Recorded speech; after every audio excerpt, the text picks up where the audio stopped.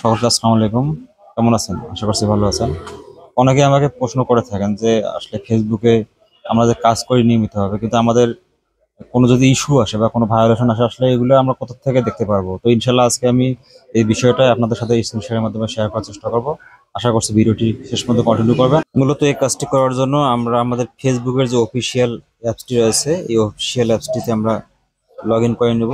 Log in করে নেওয়ার পরে আমাদের মূল আইডির যে অ্যাক্সেস রয়েছে, এই মূল আইডির অ্যাক্সেসে আমরা ক্লিক করব। ক্লিক করার পর দেন আমাদের মেইন পেজটিতে বা মেন আইডিতে চলে আসবে। মেন আইডিতে চলে আসার পরে এখানে আমরা কিন্তু যাওয়ার জন্য কিন্তু একাধিক সিস্টেম ব্যবহার করতে পারি। তবে আমি এই মুহূর্তে আপনাদের দুইটা ওয়ে শুধু দেখাই দেব। তো আমরা এই মুহূর্তে আমাদের মূল আইডিতে আমরা অবস্থান করতেছি। এইখানে দেখেন আমাদের এই আইডিটার পিছন ডান দিকের এই যে থ্রি ডট যে রয়েছে, থ্রি ডটের মধ্যে আমরা ক্লিক করব। ক্লিক করার পর দেন আমাদের সামনে যে পেজটি শো হবে, এখানে স্পষ্ট একটা কথা লেখা আছে, দেখেন পেজ স্ট্যাটাস।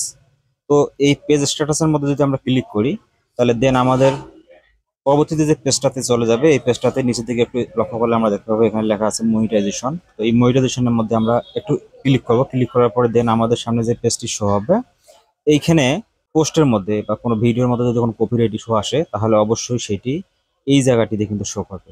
আমি একটু মার্ক করে দিলাম, এই জায়গাটিতে লক্ষ্য করবেন। আপনাদের পোস্টে যদি কোনো প্রকারের কপিরাইট ইস্যু আসে, তাহলে অবশ্যই আমার এই যে লাল যে চিহ্নটা আমি দিয়েছি, এই লাল চিহ্নের মাঝখানে কিন্তু সেটা শো করবে। আশা করছি বুঝতে পারছেন। এবং সেখানে যে ইস্যুটা থাকবে যে পোস্টের ভেতরে, সেখানে যদি আমরা ক্লিক করি, ক্লিক করার পরে দেন আমাদের ফেসবুক যে প্রসেসগুলো দেখা দেয়, সেইভাবে যদি আমরা অ্যাডভান্স হই, তাহলে আমরা বুঝতে পারবো যে আমাদের ওই পোস্টটির মধ্যে আসলে কি কারণে কপিরাইট ইস্যু আসলো বা কি কারণে ভায়োলেশন আসলো। দেন আমরা ওইভাবে বুঝে বুঝে কাজগুলোকে সমাধান টানতে পারবো। এটা একটা বিষয় হলো।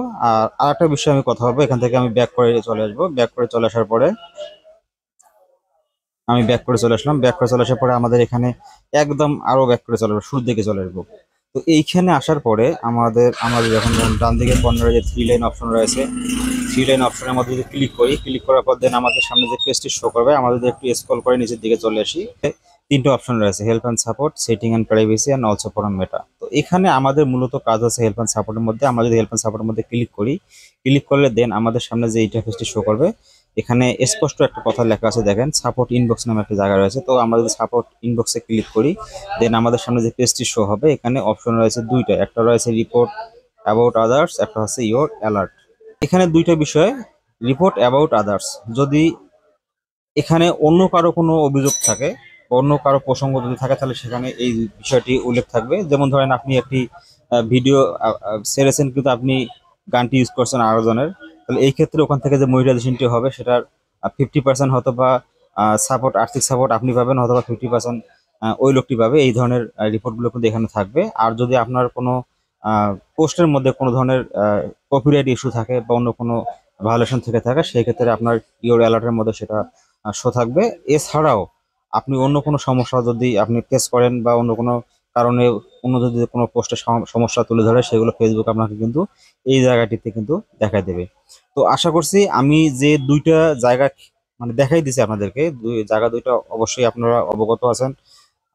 তো আমরা চেষ্টা করবো আর কি ফেসবুকের যে কমিউনিটি স্ট্যান্ডার্ড, অর্থাৎ ফেসবুকের যে গাইডলাইন রয়েছে, সেই গাইডলাইন মেনে আমরা কাজ করার চেষ্টা করব। তারপরেও যদি আমাদের অজান্তে যদি কোনো ভুল হয়ে যায়, সেক্ষেত্রে আমরা প্রতিনিয়ত এই দুইটি জায়গা চেক দিলে আমাদের হয়তো বা কোনো কপিরাইট যদি ইস্যু চলে আসে বা কোনো ভায়োলেশন আসে, তাহলে আমরা এখানে বুঝতে পারবো। বুঝতে পারার পরে আমরা ওই পোস্টগুলোতে মুভ করে করে আসলে এখান থেকে আমরা পরিত্রাণের আহ, উপায় খুঁজে পাবো।